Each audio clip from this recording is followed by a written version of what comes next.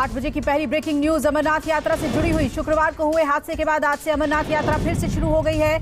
जम्मू के भगवती नगर से अमरनाथ यात्रियों के पहले जत्थे को रवाना किया गया। 8 जुलाई को अमरनाथ में बादल फटने की वजह से यात्रा तत्काल प्रभाव से रोक दी गई थी। बादल फटने से अब तक 16 लोगों की मौत हो चुकी है, जबकि करीब 45 लोग घायल हुए थे। आगे बढ़ेंगे दूसरी बिग ब्रेकिंग 8 बजे की। अमरनाथ गुफा के पास आए सैलाब में लापता हुए लोगों का पता लगाने के लिए सेना ने रडार लगाए हैं। भारतीय सेना के अधिकारियों की माने तो जेवर 4000 रडार को लगाया गया है, जिसमें मलबे के नीचे अगर कोई जीवित बचा है तो उसका पता लगाया जा सके। साथ ही साथ स्निफर डॉग्स को भी लगाया गया है। पिछले 4 दिनों से रेस्क्यू ऑपरेशन लगातार जारी है। तीसरी बिग ब्रेकिंग का रुख कर रहे हैं। महाराष्ट्र में सियासी उठापटक के बीच गोवा में भी राजनीतिक हलचल तेज हो गई है। गोवा के पूर्व मुख्यमंत्री दिगंबर कामत और विपक्ष के नेता माइकल लोबो समेत कांग्रेस के 9 विधायकों के बीजेपी में जाने की अटकलें हैं। इस बीच कांग्रेस हाईकमान ने नेता प्रतिपक्ष के पद से माइकल लोबो को हटा दिया है। और अब 8 बजे की चौथी बिग ब्रेकिंग। महाराष्ट्र में सियासी बवंडर के बाद अब गोवा में भी राजनीतिक ज्वार बढ़ गया है। गोवा कांग्रेस के कुल 11 विधायकों में से 10 बीजेपी के संपर्क में है। 1-2 दिन में कांग्रेस विधायक बीजेपी ज्वाइन कर सकते हैं। बीजेपी 10 विधायकों में से करीब 3/4 को गोवा में मंत्री पद दे सकती है। वहीं कांग्रेस पार्टी का दावा है कि विधायकों को 40 करोड़ का ऑफर दिया गया है। 8 बजे की 5वीं बड़ी खबर का रुख कर रहे हैं। महाराष्ट्र से बड़ी खबर। उद्धव ठाकरे के नेतृत्व वाले गुट की ओर से सुप्रीम कोर्ट में याचिका दाखिल की गई है। इस याचिका में 3 जुलाई और 4 जुलाई को हुई विधानसभा की कार्यवाही की वैधता को चुनौती दी गई है। आज इस मामले में सुनवाई होगी। फैसले के बाद 11 से 12 मंत्री शिंदे गुट से और 3 निर्दलीय मंत्री बनाए जा सकते हैं। राजनीतिक अटकलें इसे लेकर तेज है। छठी बिग ब्रेकिंग 8 बजे की। महाराष्ट्र से ही एकनाथ शिंदे की महाराष्ट्र के सीएम पद पर नियुक्ति के खिलाफ नई याचिका पर आज सुप्रीम कोर्ट में सुनवाई है। इस याचिका में कहा गया है कि शिंदे को मुख्यमंत्री बनाने की राज्यपाल की 30 जून की कार्यवाही असंवैधानिक है और इसके साथ ही ठाकरे के नेतृत्व वाले गुट के शिवसेना नेता सुभाष देसाई ने 3 जुलाई और 4 जुलाई को हुई विधानसभा की कार्यवाही की वैधता को भी चुनौती दे दी है। 8 बजे की 7वीं बिग ब्रेकिंग का रुख कर रहे हैं। महाराष्ट्र विधानसभा के प्रिंसिपल सेक्रेटरी राजेंद्र भागवत ने शिवसेना के 55 में से 53 विधायकों को नोटिस भेजा है। 53 विधायकों में शिंदे गुट के 39 और शिवसेना के 14 विधायक शामिल हैं। नोटिस में विधायकों को 7 दिन के अंदर जवाब देने के लिए कहा गया है। 8 बजे की 8वीं बिग ब्रेकिंग का रुख कर रहे हैं। मॉनसून सत्र से पहले राजनाथ सिंह अग्निपथ योजना के बारे में पूरी जानकारी देंगे। इसके लिए आज रक्षा संबंधी संसदीय सलाहकार समिति की बैठक आयोजित हो रही है और इस बैठक में रक्षा मंत्री अग्निपथ योजना के बारे में समिति के सदस्यों को जानकारी देंगे। अब से सेना के तीनों अंग यानी थल सेना, वायुसेना और नौसेना में सैनिकों की भर्ती अग्निपथ योजना के तहत ही की जाएगी।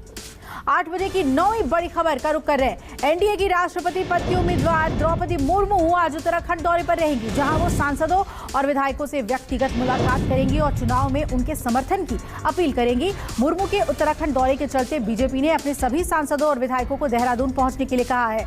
देहरादून में ही सांसदों विधायकों की एक संयुक्त बैठक रखी जाएगी। 8 बजे की बिग ब्रेकिंग में आगे बढ़ रहे हैं। 10वीं बड़ी खबर। केंद्रीय मंत्री स्मृति ईरानी कोलकाता में हैं और वो आज ईस्ट वेस्ट मेट्रो कॉरिडोर के सियालदह स्टेशन का शुभारंभ करेंगे।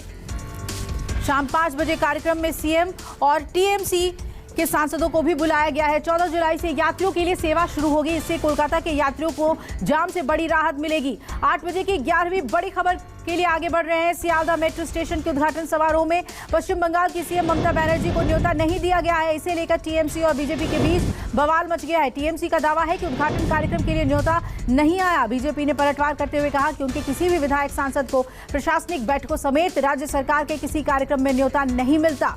और अब 8 बजे की 12वीं बड़ी खबर। आखिरकार 4 साल के लंबे इंतजार के बाद दिल्ली मुंबई एक्सप्रेस के अहम हिस्से यानी कि पीस गुरुग्राम दिल्ली एक्सप्रेसवे सोना शुरू होने जा रहा है। केंद्रीय मंत्री नितिन गडकरी आज इसका उद्घाटन करने जा रहे हैं। गुरुग्राम दिल्ली एक्सप्रेसवे से सोहना तक 21 किलोमीटर का एलिवेटेड रोड दिल्ली एनसीआर में सबसे बड़ी बुनियादी ढांचों की परियोजनाओं में से एक है। 13वीं बड़ी खबर 8 बजे की। रक्षा मंत्रालय पहली बार रक्षा क्षेत्र में आर्टिफिशियल इंटेलिजेंस पर एक एग्जीबिशन और सेमिनार का आयोजन कर रहा है। दिल्ली में आयोजित इस कार्यक्रम का रक्षा मंत्री राजनाथ सिंह आज उद्घाटन करेंगे। इस दौरान आर्टिफिशियल इंटेलिजेंस पर बेस्ड 45 लेटेस्ट टेक्नोलॉजी वाले रक्षा उत्पादों का अनावरण किया जाएगा, जिन्हें खासतौर पर डिफेंस के लिए तैयार किया गया है।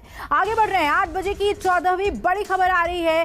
बीजेपी नेता और बंगाल के नेता प्रतिपक्ष आज पश्चिम बंगाल के कृष्णनगर के दौरे पर हैं। यहां शुभेंदु अधिकारी मां काली की मूर्ति के साथ रैली करेंगे। कृष्णनगर टीएमसी सांसद महुआ मोइत्रा का लोकसभा क्षेत्र है। बता दें कि महुआ मोइत्रा मां काली को लेकर विवादित बयान दे चुकी हैं, जिसके बाद बीजेपी और टीएमसी आमने सामने है।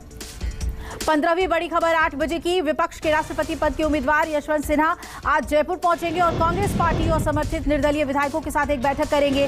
गौरतलब है कि गहलोत सरकार को समर्थन दे रही बीजेपी को भी बैठक में बुलाया गया।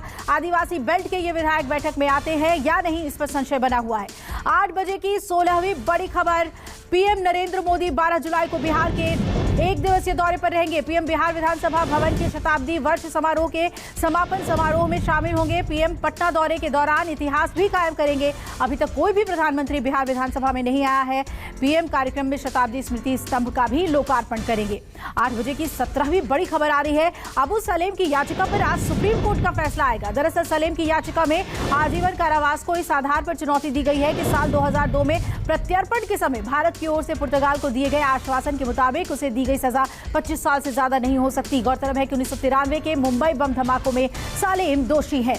और अब 8 बजे की 18वीं बड़ी खबर। इन दिनों गुजरात में आफत की बारिश हो सकती है। गुजरात के छोटा उदयपुर में भारी बारिश की वजह से बाढ़ की स्थिति है। इससे पुल का एक हिस्सा बह गया और यहां बाढ़ से हालात भयावह है। मौसम विभाग के मुताबिक तेलंगाना, विदर्भ, आंध्र प्रदेश के तटीय इलाकों, दक्षिणी छत्तीसगढ़ में आज भी भारी बारिश की संभावना है।